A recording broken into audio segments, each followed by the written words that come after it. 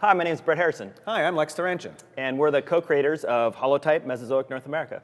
Thanks to our good friends at the Arizona Museum of Natural History in Mesa, Arizona, we're here at this amazing location to be able to show you, first off, how to set up the game, to explain the rules of the game, and then also to show you a couple of rounds of how the game is played.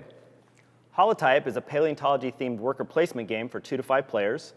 In the game, players play a scientific team that is furthering the field of paleontology by discovering fossils, conducting research, and publishing their findings in a scientific journal. Okay, so let's get started with game setup. So what we're going to do first is we're going to select the player board that's appropriate for the number of players. Since Brett and I are only 2 players, we're going to select the board that is for 2 players, indicated in the upper left of the board. Second, what we're going to do is we're going to select the field advancement track. Again, that corresponds to the number of players. In this circumstance, 2 players, so we're going to select 2. And then we're going to put Penti, our Penti token, on 0 spot because the game has not yet started. Next, what we're going to do is we are going to select our player boards. So what I'm going to do is I'm going to select yellow, because I'll be playing yellow. Brett's going to be playing red, so he'll put that there, and we will put these aside.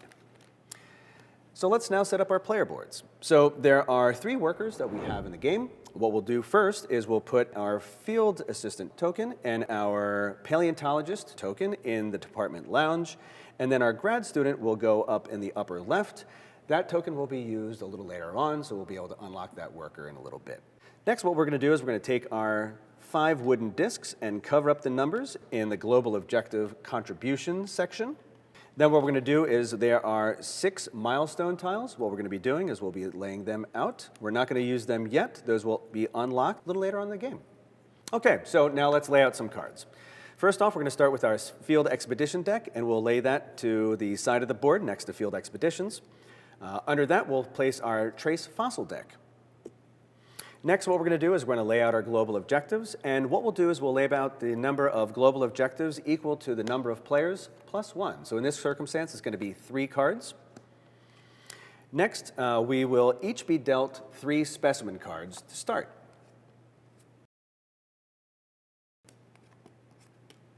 Thank you. Let's take a look. Okay, perfect. And then lastly, we will each get dealt 2 personal objectives, and we'll select one based upon what we see up here, what we see in our hand, whatever makes the most sense for us. I'm going to pick this one and put that one off to the side. A couple more things. Next, we're going to lay out our fossil cubes. First off, we're going to set up our purple Triassic field tokens, the green Cretaceous, And the blue Jurassic. And then finally, the white research tokens by the University Library.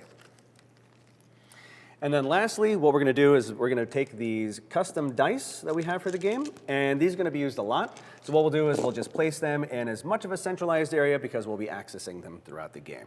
So the final step of setting up the entire game is to put fossil cubes in the museum collections. The standard setup is to have 1 Triassic fossil, 2 Jurassic fossils, and 3 Cretaceous fossils. So now we're ready to play. All right, now that we're set up, we're going to start playing the game. First thing I want to do is gain some fossil cubes, so I'm going to take my field assistant and go to the field expeditions. Placing my field assistant there lets me draw 1 field expedition card and do that action. So I got the Kayenta formation, which lets me roll 3 Jurassic fossil dice. I got 4 Jurassic fossil cubes, so I take 4 from the supply and put it on the fossil storage area of my player board.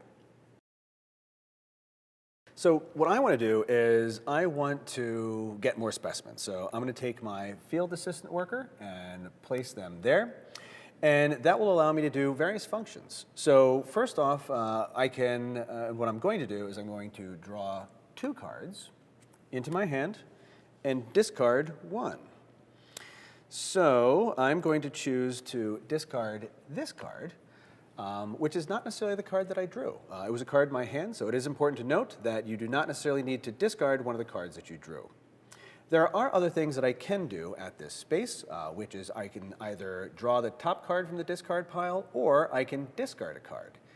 Discarding cards is very important because at the very end of the game, it is worth negative points for any uncompleted specimen card that you have. So, let's talk a little bit about the anatomy of a card.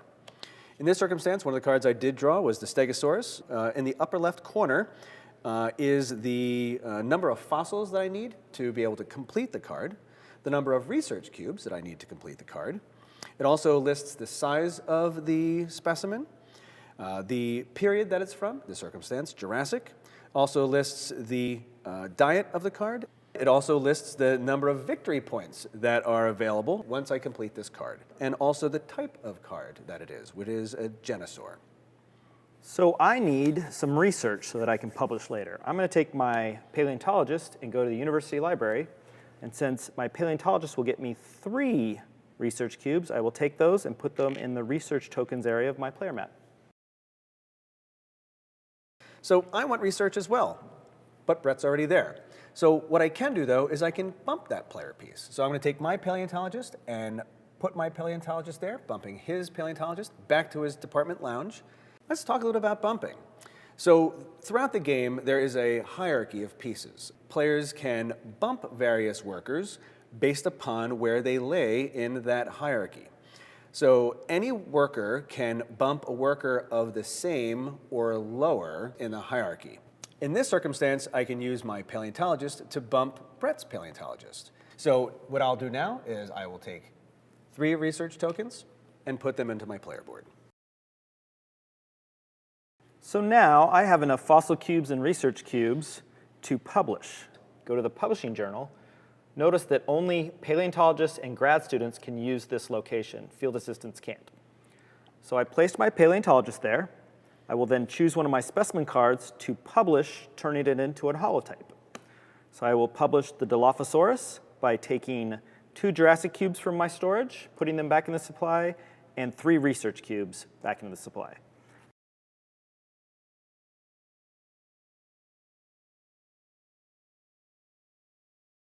So I published the first holotype of the game. Every time you publish a holotype, it moves the Penti tracker token 1 space on the field advancement chart. I would like to take a turn, but I can't because all of my workers are on the board because I have not yet unlocked my graduate student. So what I need to do is I need to recall my workers, put them in my department lounge, and when I do so, I'm able to take 1 research cube from the supply and put it into my player board. I also haven't unlocked my grad student because it takes 3 published holotypes to get your grad student. So I will also be recalling my workers, putting them back in the lounge, and getting my bonus research.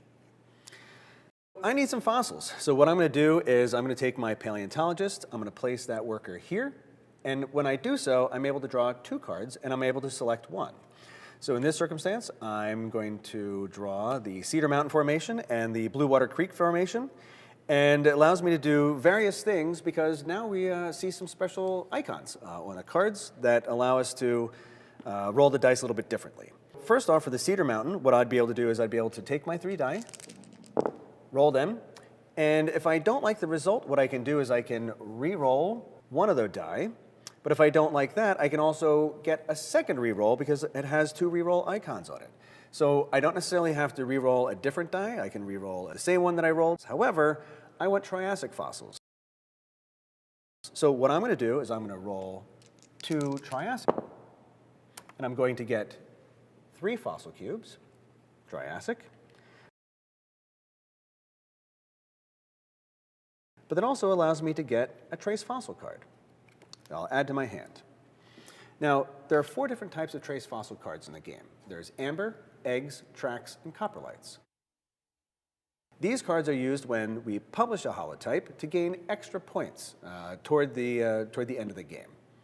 So now I'll explain the last area on the board, which is the museum collections. This is where you can go to exchange cubes from your fossil storage with cubes available at the museum collections. The exchange rate is noted here, so 1 Triassic equals 2 Jurassic equals 3 Cretaceous. So I can take my field assistant there and take 2 Jurassic cubes from my mat, put them in the museum collections, and pick up 3 of these Cretaceous cubes.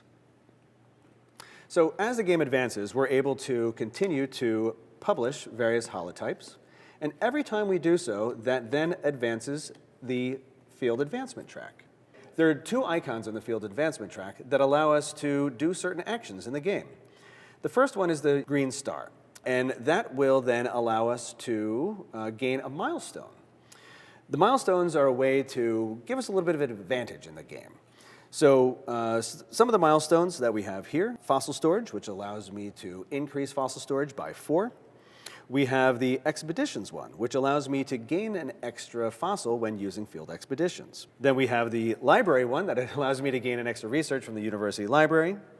The museum one that allows me to gain an extra cube of any type whenever I use the museum collections. Specimen, any one from the discard pile, allows me to sort through the discard pile as opposed to picking the top card from the discard pile deck.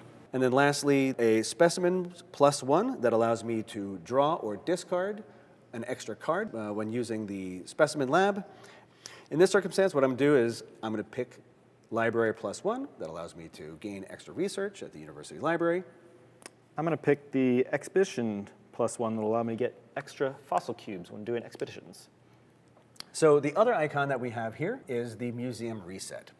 Whenever we hit this on the field advancement tracker, that allows us to take all the cubes off and then reset them to the original amount, which is 1 Triassic, 2 Jurassic, and 3 Cretaceous. The other action I can do at a publishing journal is contribute to global objectives.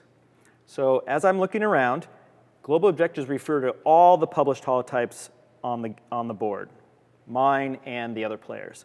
So I see that between Lex and I, there are 2 Jurassic genosaurs, which mean I can complete this objective. So I will go to the publishing journal with my paleontologist. It's going to cost me 5 research that I take from my board, put into the supply. That lets me take the leftmost disc off my player mat and cover up that objective on the global objective card. So now that global objective has been met, and I will earn extra points at the end of the game. And it is important to note that the cost is either 5 or 0. So in this circumstance, if Brett actually had both Jurassic genosaurs, he would have been able to complete that by spending 0 research because he's done all the work himself. So there are 2 ways that the game can end. Once the total number of holotypes reaches the end on the track, so in this case for a 2-player game, that would be once we've combined, published 18 total holotypes, the game would be instantly over and the players would add up their points and whoever had the most wins. The other way the game can end is if global objective cards are filled up with discs. In this case, if 2 of these, because there are 2 players, are completely filled up with discs, the game would instantly end, players would add up their points. When the game is over, what we'll do is we'll add up the total number of victory points that we can see on our completed specimen cards. We'll then also add up the number of trace fossils that we've completed. We'll then also add up the number of global objectives, in fact, the highest number that we see on our global objectives contribution. And then also we'll be able to see how well we did with our personal objective and add all those points together. Lastly, what we need to do is then subtract the number of research that we have in our hand of unpublished cards. So in this circumstance, it would be 8 points. That's horrible. It's terrible. You got to ditch some of those, so in this case, it'd be 2. That's it. Thank you so much for watching. We really hope that you enjoyed the video, that you were able to learn a little something, and we hope that you enjoy the game as much as we do. Thanks. Pachycephalosaurus.